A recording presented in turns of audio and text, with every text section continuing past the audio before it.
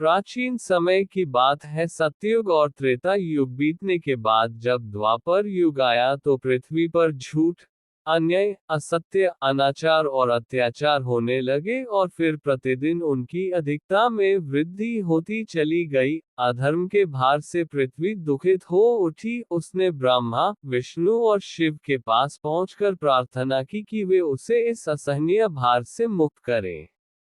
लेकिन वे तीनों ही पृथ्वी को इस भार से मुक्त करने में असमर्थ थे। कोई उपाय न देखकर विष्णु ने कहा, चलिए, हम लोग भगवान के पास चलें, वही हमें कोई उपाय बता सकेंगे।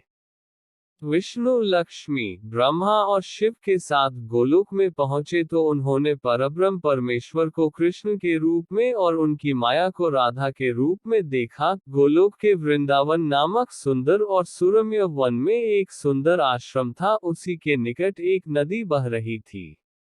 विष्णु ने परब्रह्म परमेश्वर को पृथ्वी के दुख की गाथा सुनाई तो उन्होंने कहा, मैं पृथ्वी के दुख से परिचित हूँ। पृथ्वी को भारमुक्त करने के लिए शीघ्र ही मैं ब्रज में कृष्ण के रूप में अवतार लेने वाला हूँ। मैं वासुदेव की पत्नी देवकी के गर्भ से जन्म लूंगा, और क्योंकि मैं अपनी माया से और मेरी माया मुझसे पृथक नहीं रह सकती, इसलिए मेरी माया राधा के रूप में बरसाने में वृषभानु गोप के घर में जन्म लेगी, और उसके बाद मैं पृथ्वी को इस भार से मुक्ति दिलाने का प्रयास करूंगा। क्योंकि एक एक पापी का वध करना कठिन है, इसलिए मैं ऐसा उपाय करूंगा कि संसार के समस्त पापी स्वयं ही लड़ भिड़कर पृथ्वी को भारहीन बना दें। आप लोग निश्चिंत होकर अपने अपने को पधारिए और मेरे आदेशों को प्रतीक्षा कीजिए।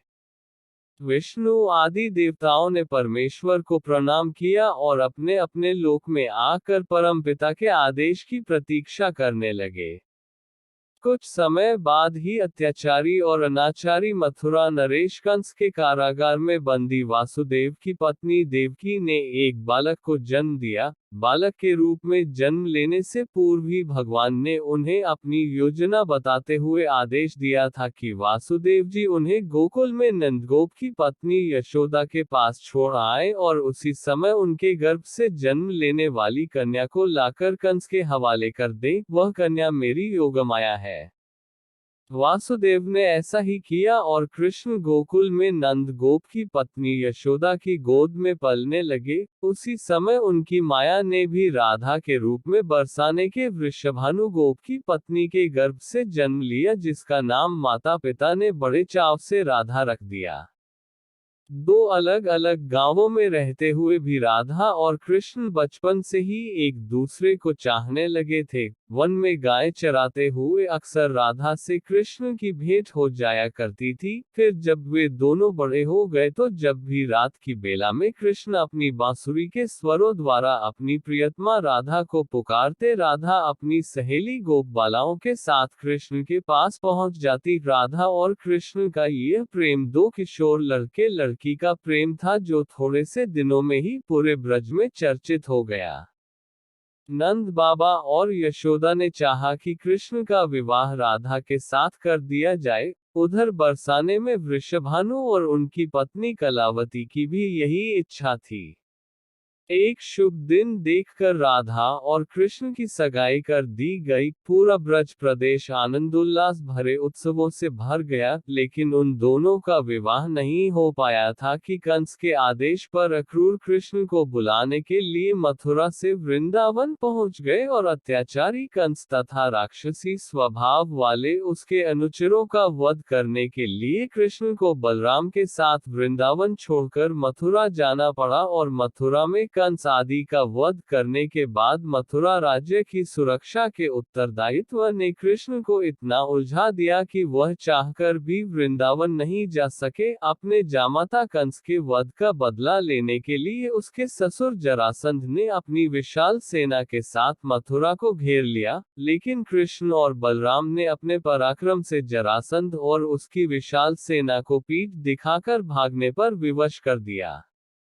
लेकिन जरासंध पराजित होकर भी शांत नहीं बैठा, उसके कई बार मथुरा पर आक्रमण किए। मथुरा एक छोटा सा राज्य था और मथुरा नगर को सुरक्षित स्थान पर नहीं बसाया गया था, अतः कृष्ण ने मथुरा छोड़कर अन्य कहीं जाने का निश्चय कर लिया और जरासंध की विशाल सेना के बीच से मथुरावासियों को सुरक्षित निकालकर हजारों योजन दूर भारतवर्ष के पश्चिमी सागर तट पर ले गए और द्वारका नगर की स्थापना करके एक शक्तिशाली यादव राज्य स्थापित कर दिया। अकबर के साथ मथुरा छोड़कर आने के बाद कृष्ण और राधा का मिलन फिर कभी नहीं हुआ, लेकिन वे आजीवन एक दूसरे को भूल नहीं पाए। वैभव संपन्न द्वारका में अनेक सुदन पत्नियों का प्यार पाकर भी वह राधा के प्यार को नहीं भूल पाए। और संसार आज भी राधा कृष्ण के प्रेम को एक आदर्श प्रेम के महान तथा अमर प्रतीक के रूप में याद करता है। उनकी मूर्तियां भारत के मंदिरों में ही नहीं, विदेशों में भी अनेक मंदिरों में प्रतिष्ठित हैं, और लोग बड़े भक्ति भाव से उनकी पूजा आराधना करते हैं।